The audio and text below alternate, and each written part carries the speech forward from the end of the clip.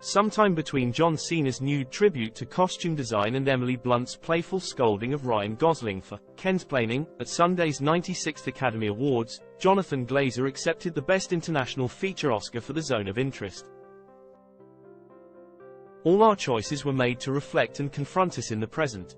Not to say, look what they did then, rather, look what we do now, said the writer and director of the German-language British production, in which a Nazi commandant and his family lead unbothered lives next door to the unspeakable horrors of Auschwitz. Our film shows where dehumanization leads at its worst. Right now, we stand here as men who refute their Jewishness and the Holocaust being hijacked by an occupation which has led to conflict for so many people, whether the victims of October the 7th in Israel, or the ongoing attack on Gaza. Glazer posed a question to the telecast's global audience. How do we resist? His was not the only political statement made on the Oscars stage this year. From Jimmy Kimmel's message of support for entertainment unions, interspersed throughout a painstakingly safe opening monologue, to 20 Days in Mariupol writer-director Mstyslav Chernov's emotional appeal for Ukraine, many of the event's participants had current events on their minds.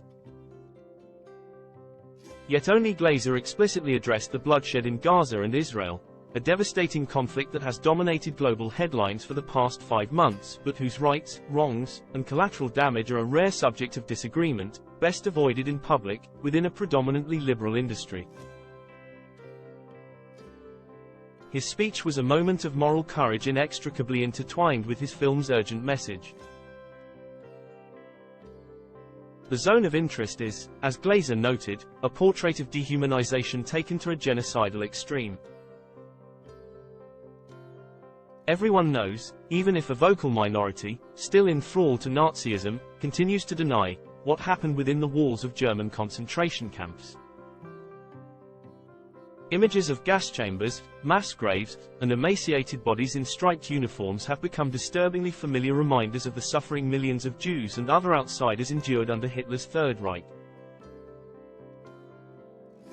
Each year brings another crop of movies and TV shows featuring cartoonishly evil Nazi villains. Yet the Zone of Interest flips perspectives to the other side of the mirror that is dehumanization.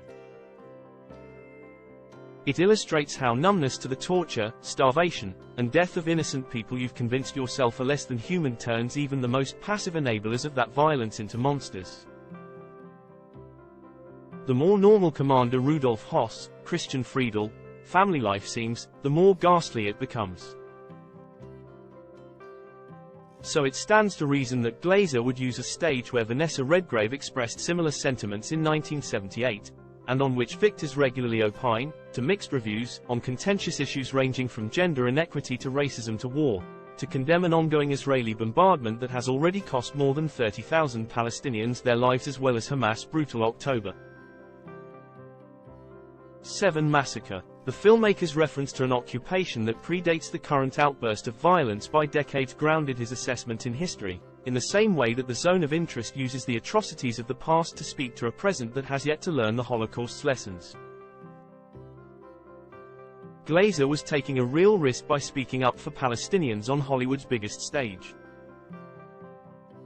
In November, Susan Sarandon was dropped by her talent agency and actress Melissa Barrera was fired from a role in Scream 7 for expressing certain pro-Palestinian views. On social media, a number of prominent Israel hawks are already attacking Glazer and misrepresenting his speech as a renunciation of his Jewish identity. But if he hadn't read his deliberate, pre-written statement, the entire telecast might well have gone on as though nothing out of the ordinary was happening in the Middle East. While high-profile attendees including Mark Ruffalo, Billie Eilish, and Rami Youssef wore artists' 4 ceasefire pins, ABC's red carpet interviewers ignored them. We're calling for an immediate, permanent ceasefire in Gaza. We're calling for peace and lasting justice for the people of Palestine, Youssef explained to Variety.